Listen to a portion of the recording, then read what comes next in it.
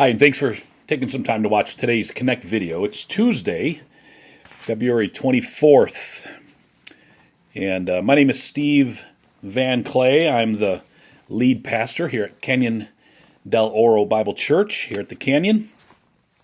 I'm in a series here on videos on parenting. This is video number 4 of 10 that we have planned. And today's video is going to focus on over-parenting, or maybe you've heard hovering parenting or helicopter parents, that kind of focus, okay? But let me start by saying it's a bit refreshing to know a segment of young people in our culture has a high concern and fully embraces their job as parents. I say this because there is a segment of young people in our culture who have rejected the whole idea of parenting and actually sees kids as a problem, that having children is a problem in our culture. They see them as an expense and a drain on their life, a drain on the planet's resources, things like this. It's called anti-natalism. There's actually a website, stophavingkids.org. You can see the homepage right there. No better way to stop humanity from existing by not having any kids, right? However, on the other end of the spectrum is overparenting. As I said, you may know it as helicopter or hover parents.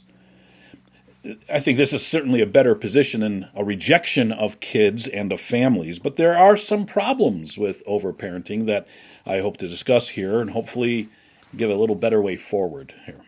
All right, let's start with what's a definition of helicopter or hovering parenting or overparenting.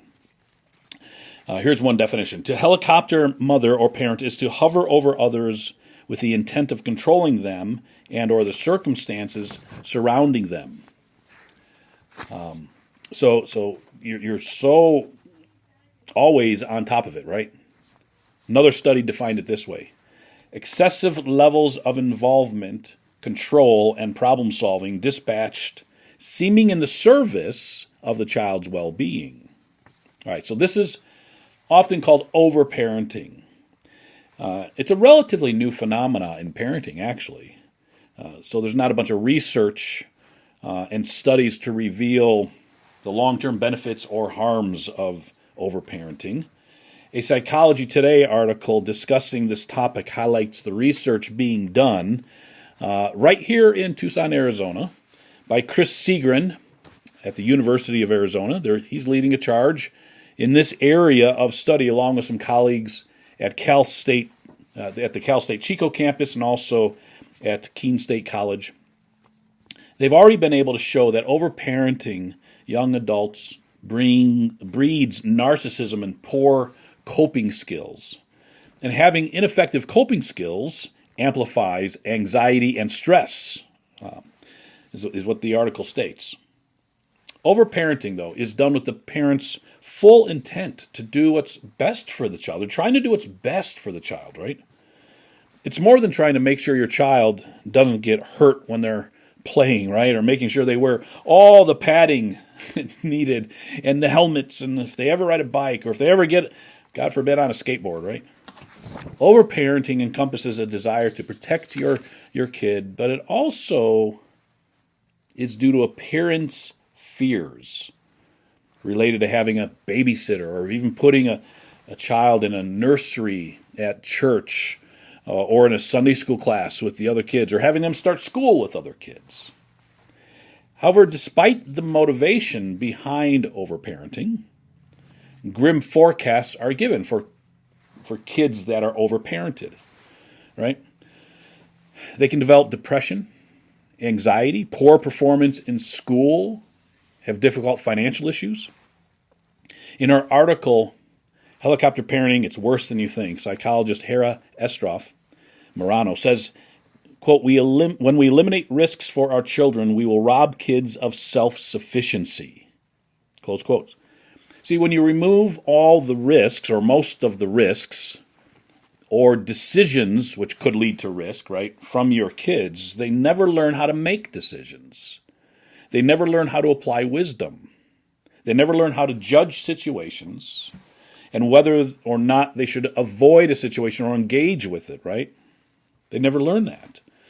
There's also some unintentional lessons being taught by over-parenting. These are not things you're trying to teach, but these really are being taught kind of under the surface. Here's a few of them. Number one, there's a theology modeled and therefore taught by over-parenting.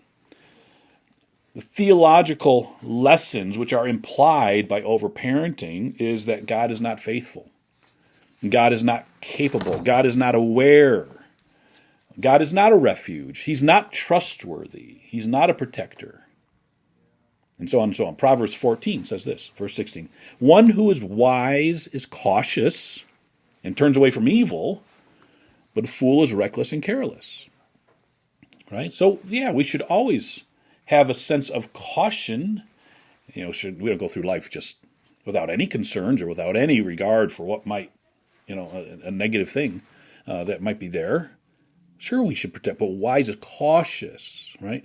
When you have a very, very short leash on your child, what do you think their view of God is going to be as they get older? What about their view of church or their view of their faith?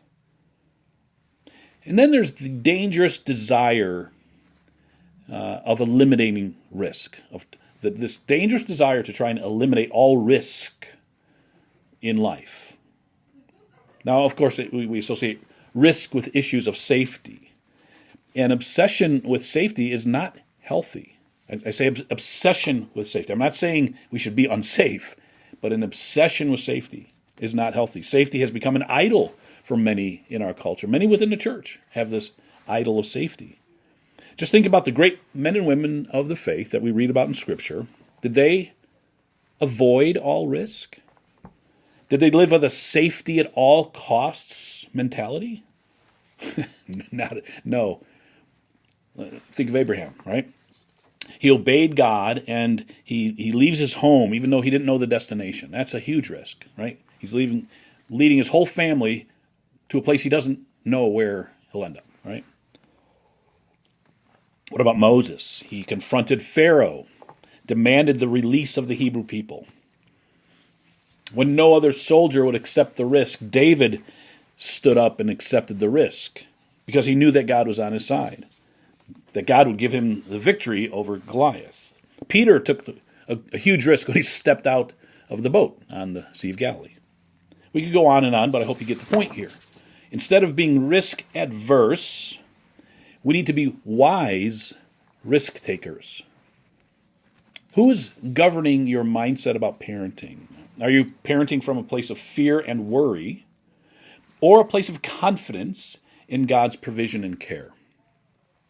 I preached this sermon back in March of 2021, March 21st, 21, titled The Myth of Safety. And I talked about this whole idol of safety that we have in our culture now. See, and I would encourage you to maybe listen to that if that's something you struggle with. Now, overparenting is a parent's attempt to eliminate or lessen risk for their kids. And of course, it's good to eliminate risks, which are truly dangerous and life-altering, right? But overparenting goes beyond these normal risks and tries to control every aspect of a child's life and exposure, right? No, don't ride a bike, can't ride a bike. Never putting them in the nursery. Homeschooling is not done as a better education choice, but it's done out of fear. I don't want them around the other kids or what might happen at school. Fear of teasing, getting hurt on the playground, and so on, right? See, one of the jobs of us as parents is to help our kids determine what's a good risk, what's wise as opposed to a foolish thing, right? Overparenting is often motivated by what might happen or what if thinking. What if that happens, right? Often a posture of fear is what drives that overparenting desire. Here's the truth here, folks. Listen, the human condition, human life is inherently unsafe. But it has been true for all of human history. Now, it's less true today in our modern society's advancement in medicine and medical care and hygiene, improved automobile safety and safety in all areas of life. Life expectancy now is longer than it's ever been. From 1500 to 1800, life expectancy in Europe was between 30 to 40 years old. Today, most industrialized countries have life expectancy of 75 years or greater. Life has risks. Living out the Christian life has risks. Sharing Christ is a risk. Standing up for your faith can be risky. As a church, we don't avoid all risk here. We do things and it might not succeed. It might fail. We have to take wise risks, right? So let me suggest a better way forward for us. If you struggle with overparenting, allow me here to suggest a couple simple things to consider, okay? Number one, avoid foolish risk. Avoid foolish risk. We should, of course, avoid foolish risk. And we trust God when we move forward when risk is present, but we embrace wise risk, right? We drive a car, we ride a bike, we ask a girl out on a date. That's a risk, right? Start a business is a risk. We decide to have kids. That's a risk in itself. Pregnancy has risks, right? But we accept the risk. Why? Because it's a pretty low risk and the benefit is worth it. It's a wise risk. The point is not to be risk adverse or to avoid risk, but to avoid foolish and maybe unnecessary risk. God has not saved us into a safe, risk-free existence. Christian, the opposite is true. Our salvation, our identity with Christ, increases our level of risk in a non-Christian society. But God gives no guarantee of protection from all harm. He doesn't guarantee safety in every case. Instead, he expects us to trust him. He expects us to understand and know that he loves us, he's with us, and he never abandons us. Second thing, trust God to care for your child. Have you made safety an idol? Do you find security and peace in life in being safe and avoiding all rest? Is that where you find your safety and your comfort? Or do you find it in God? Proverbs 3, verse 5 to 7, probably a familiar verse for many. Trust in the Lord with all your heart. Do not lean on your own understanding. In all your ways acknowledge him. He'll make your path straight. Be not wise in your own eyes. Fear the Lord and turn away from evil. Hope that helps a little bit and gives you a path forward out of maybe if you've been caught in overparenting. In our video next week, I'll cover the topic here for parents, parenting and society. We'll talk about that a little bit. Thanks for taking a few minutes to connect with me here today. Hope this has been helpful. Hope you can join us this Sunday here at the church. We have a great service plan and a great weekend ahead of us. Service times are 9:15 or 11 o'clock. And this Sunday's Communion Sunday. And we'll also be continuing in our series, Navigating Chaos, covering Acts 27, verses 1 to 26. God's protection in chaos. Yeah, I didn't plan that, but it fits right in with the video, right? The live stream's available if you're unable to join us in person here. We hope you can, but if you can't, there's a live stream available. You can, to watch the live stream, go to our website. There's a link there you can get, or go straight to our YouTube channel. Search Canyon Del Oro Bible Church. Click on our logo and subscribe and join us via the live stream for a great time of worship. Thanks again for watching, and I pray you have an amazing week this week, and I pray you're a blessing to everyone you meet. Bye-bye.